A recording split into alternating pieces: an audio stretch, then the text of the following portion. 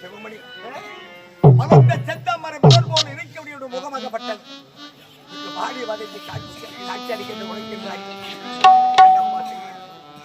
இதை நினைப்பதா இல்லை மறப்பதா இல்லை உண்மையை உரைப்பதா என்ன ஆனது என்று தெரியாமல் இருக்கிறேன். நம்ம இருக்கிறேன் என்ன பாச்சு? நீ பிறந்த நேரத்தில் ஜாதகத்தை கணித்து அதற்கான பெண்ணை பார்த்து திருமணம் செய்து முன்னனுப்பி கண்குளிரை காண வேண்டும் என்று மனம் கொண்டு கட்டி கொண்டிருந்தி. ஆனால் இன்றோ வெள்ளிக்கிழமை சனிக்கிழமை என்று 8:45 மணிக்கு உனக்கு மரணம் அப்பா.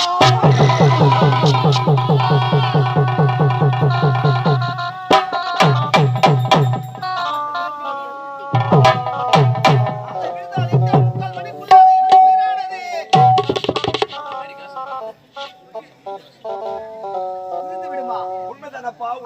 உண்மையாகத்தான் கூறுகிறீர்களா அப்பா? மனிதன் நினைப்பது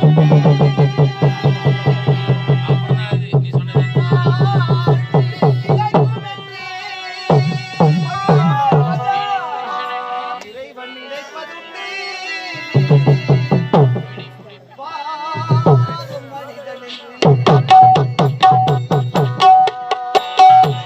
மனிதன் நினைப்பதுண்டு வாழ்வு நிலைக்கும் என்று. இறைவன் நினைப்பதுண்டு பாவம் மனிதன் என்று. மனிதன் நினைப்பதுண்டு வாழ்வு நிலைக்கும் என்று.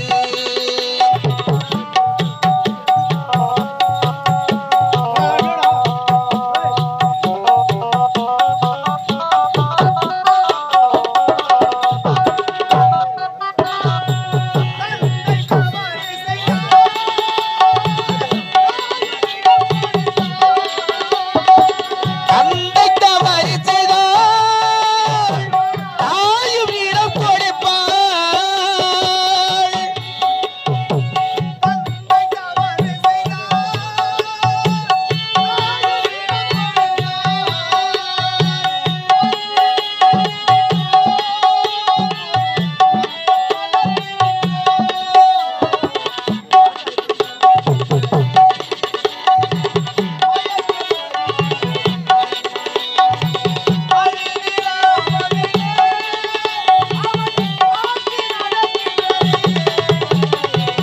மனிதன் நினைப்பதுண்டு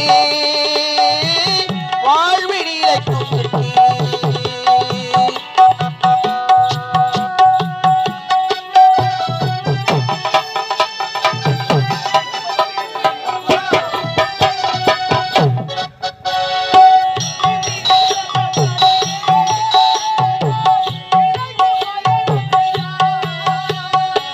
விதிகின்றதங்களிலே நான் விரைத்து பயணம் செய்தால்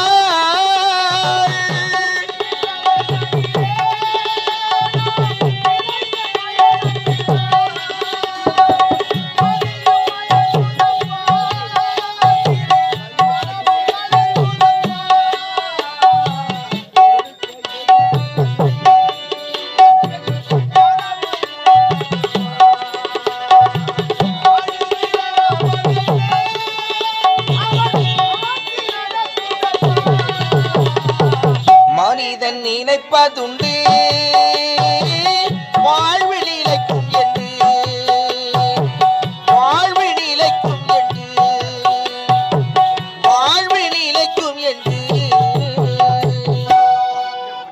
இந்த பாவி நான் எனக்கு யாருக்கு என்னப்பா பாவம் செய்தேன்? யாருக்கு நான் என்ன தீங்கு செய்தேன்? எனக்கு என்னப்பா இப்பேற்பட்ட வாழ்க்கை? இப்படி நான் பிறந்ததை விட பிறக்காமலே அப்பொழுது நான் இருந்திருக்க கூடாதா? உண்மையிலே நான் பாவம் செய்தேன் தானப்பா. நான் ஒரு பாவிதான். ஏன் தெரியுமா? நான் பிறந்தவுடனே என் தாய் இறந்து விட்டாள். என்னை 10 மாதம் சுமந்து ஈண்டெடுத்த தாயின் முகத்தை கூட பார்க்க முடியாத பாவி அப்பா நான். என் தாய் இறந்தவுடனே தாய்க்கு தாயாக தந்தையாக எந்த ஒரு குறையும் இல்லாமல் என்னை சீரும் சிறப்போடு வளர்த்து வந்திருக்கிறேன். உங்களுக்கு பின்னால் என் நாட்டு மக்களை சீரும் சிறப்போடும் பார்த்துக் கொண்டு நின்று பல மனக்கோட்டைகள் கட்டிவிட்டீர்கள். உண்மைதான். ஆனால் அத்தனையும் மண் கோட்டையாக போய்விட்டது தந்தையே, மண் கோட்டையாக போய்விட்டது.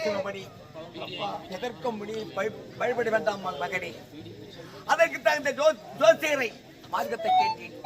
என்ன உரைத்தார்? என்னப்பா உரைத்தார்? நம்முடைய கோட்டையை சுற்றி கோட்டை.